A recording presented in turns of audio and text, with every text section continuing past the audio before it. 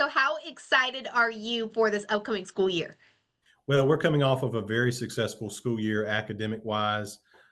We've had a lot of schools that have moved in a positive direction, letter grade wise, from what we're seeing so far. And we're just prepared for another very, very successful school year here in Wayne County Public Schools. Love that. What are some of your top goals for this upcoming school year? Continued academic improvement. We're continuing to work in a positive way on our teacher working conditions. I'm a big believer in happy teachers lead to great results. So we're working hard to ensure that our teachers permanently make Wayne County Public Schools their home. You have any plans for the first day of school? I'm planning on being in as many of our schools as I can possibly be. That's one of my favorite times of the year is seeing particularly our young students coming to school for the first time, meeting their teachers. It's just a great, happy, high energy time period of the school year. Yeah, the kindergartners and first graders for sure are always excited. They are.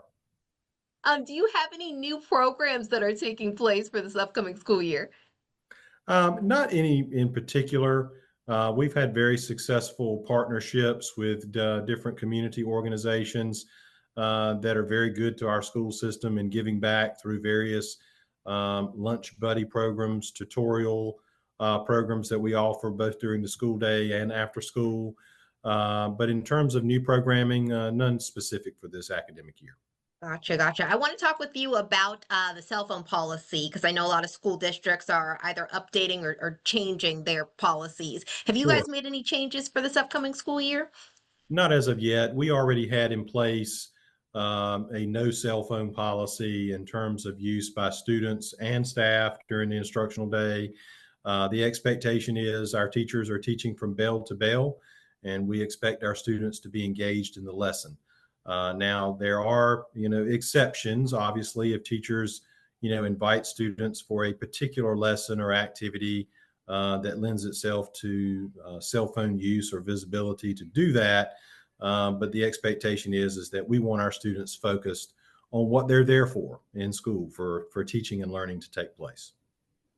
I know the federal government recently announced the release of nearly $7 billion in grant money for public schools. North Carolina going to be receiving some of that money. What was your reaction when you first heard about this grant money being released, and how do you think it will help school districts like yours? So, we're always appreciative of the support that we receive from both local, state, and federal government entities. It takes all of us working together for a successful school system. And, we're thankful for the support that we receive. Obviously, when there's a pause or when there's a change in plans, it kind of, sends us back to the table to look at different options that we may have. But we're prepared. And, we always have a plan A and a plan B and sometimes even a plan C. But the bottom line is we are prepared for our students for teaching and learning to take place. And we're going to make that happen every day. I think are some of the biggest challenges that your school district is facing right now? Really, we're still in academic recovery mode as far as academic improvement. When I first became superintendent here, we were identified as a low performing school district. We had 16 low performing schools in the district, greater than 50% of our schools. And we moved, it looks like after this year's test performance, within 2 years, we've moved between 9 and 10 of those schools out of low performing status. So we've made big progress, but I'm not going to be satisfied until every one of our schools, every one of our students is achieving at a high level. Amazing. What contributed to that? Really having high expectations for discipline and behavior in our schools. I established what I call our non-negotiables. We expect our students to be behaved. We expect our students to be engaged in the learning process. We expect our parents to participate in the learning process. And it truly takes a village. Schools cannot do it all by themselves. It takes the community. It takes a parent that's engaged in the home to extend the learning beyond the school day, a high quality teacher in the classroom every day, and strong centralized leadership that's inspecting what we're expecting in the classrooms. And we have that in Wayne County. Well, Superintendent Whichard, you answered all of my questions perfectly. Is there anything else that you want to add that we didn't touch on?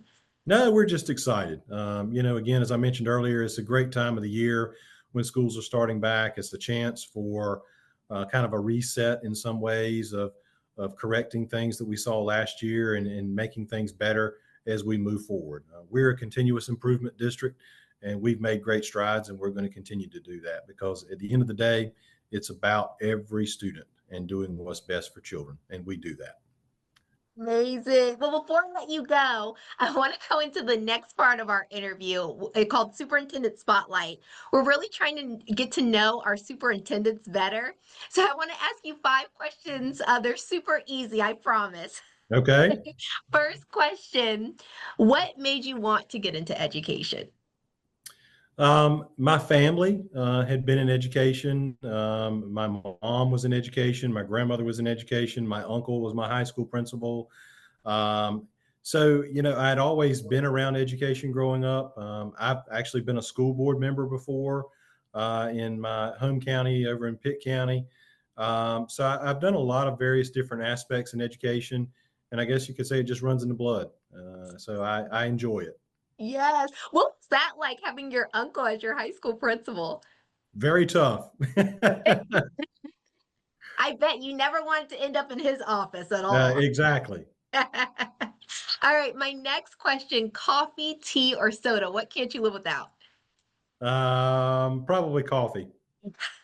How do you take it? Do you like it black or with cream and sugar? Black with heavy cream. Okay. Oh, I'm with you on that heavy cream. So good. All right, if you could eat one food for the rest of your life, what would it be? Probably Italian. I love Okay. Italian food. Do you have a particular dish that you love? Just red sauce, something, spaghetti, lasagna. Yes. Amazing. All right, next question. What or who is your biggest motivation? Probably my Lord and Savior, Jesus Christ. He Well, sustains me every day. amazing. Last question. When you're out of the office, do you have any hobbies? I am pretty much a workaholic. I do enjoy working in my yard. That's a big stress reliever for me. I enjoy getting results. So again, mowing the grass, weed eating, blowing everything off, trimming hedges. I really enjoy a well manicured lawn. I'm a bit of a perfectionist in that area, but it's a great stress reliever too. So yeah. It is. It is. Well, thank you so much, Superintendent Whichard, for talking with me. Thank you. I've enjoyed it. And you have a great rest of your day and a great start to the school year. Thank you so much. Come out and join us for the opening. Yes, and me too.